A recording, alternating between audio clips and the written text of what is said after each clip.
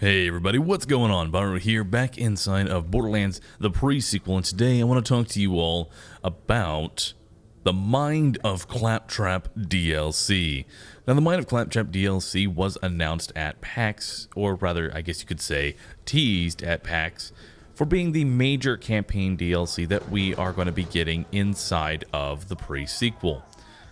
Now, I wanted to discuss this with you because I think it could actually end up being a very solid DLC and could actually bring a lot of replayability to the pre-sequel. As you know, that is what it majorly lacks. Now, why do I think that this is going to be good? Well, let's go ahead and direct our attention towards a DLC that I was kind of unsure at first, and that was Tiny Tina's Assault on Dragon Keep. They offer this as sort of a DLC where you go inside the mind of Tiny Tina and you play this sort of game with her, and she can change things on the fly and all sorts of things like that. They had a lot of fun with the DLC itself, and because of that, we had a really great experience.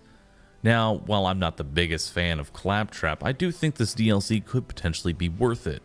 And the reason for that is because, well, it might decide to just throw out the whole story and everything and just go for the ridiculous. At least that is what they have been hinting at. This is going to be the largest DLC that they've ever put out for a Borderlands title. I mean, we've already kind of seen the sizes of it, and with the audio files, it's looking to be close to 5 gigs, and that's a lot of content. That is a lot of content, because Tiny Tina's was like less, or just close to 2. This one's going to be 5, and we know this because we saw the they have to locate memory or locate space for that first, and all the other DLCs matched their sizes. So this is looking like it could actually be legitimately 5 gigs, and if so, well, that's going to take a while to download, but it should have a lot of content in it that we want. And I wanted to talk to you all, and I'm probably going to discuss this over the next few weeks.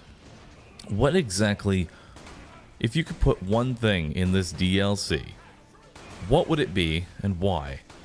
I feel like this DLC is going to need to do something a little bit crazy, because yeah, it's gonna need it. I think that this should launch with at least maybe 3.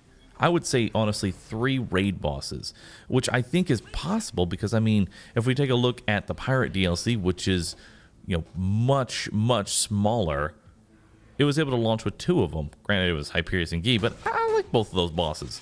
But if it launched with 3 raid bosses, I think that would really start to improve the whole end game aspect of the pre-sequels, because the end game is all about killing bosses and doing things like that and mobbing in different areas. And because we only have one real boss and it's really just a story mode boss over again, it's kind of taking away from that. So if I could add one thing to here, it would be the adding 3 raid bosses. I think it's doable. I think they could definitely have something in there and make it a little bit crazy. What do you all think? I mean, obviously there needs to be unique loot, actual legit unique loot in the game, not just, hey, you like that gun in Borderlands 2? We'll enjoy it again, but this time it's only corrosive. Looking at you, viral marketer. I'm looking at you. But yeah, that's what I want to talk to you all about. And we're going to be discussing this over the next few weeks, so let me know your thoughts on it. How do you feel about the DLC potentially, going off the walls and throwing story out there and just not really caring? Do you think we could get another Tiny Tina? Do you think we can get another Tiny Tina DLC? That's what I want to ask you all. And that's what I think we can get. I think the next episode, or the next commentary that I end up doing, definitely probably make it a 10-minute commentary and we'll really go in depth. But I wanted to kind of throw the topic out there, and I'll be pulling in comments and actually throwing them on the screen, and we'll have a lot of discussion about this. At the end of the day, I want pre-sequel to be good, but it's got some issues. But I love Borderlands as a series, and I'm hoping this is going to be good. And this is why I think the Mind of Claptrap DLC is going to be good. But anyway, everybody, that is going to go ahead and end it for this commentary for today. I want to thank you all for watching. If you enjoyed the video, be sure to hit the like button. Help support me in what I do. And don't forget to subscribe for future content. I'll catch you all, everybody, in the next video. Later.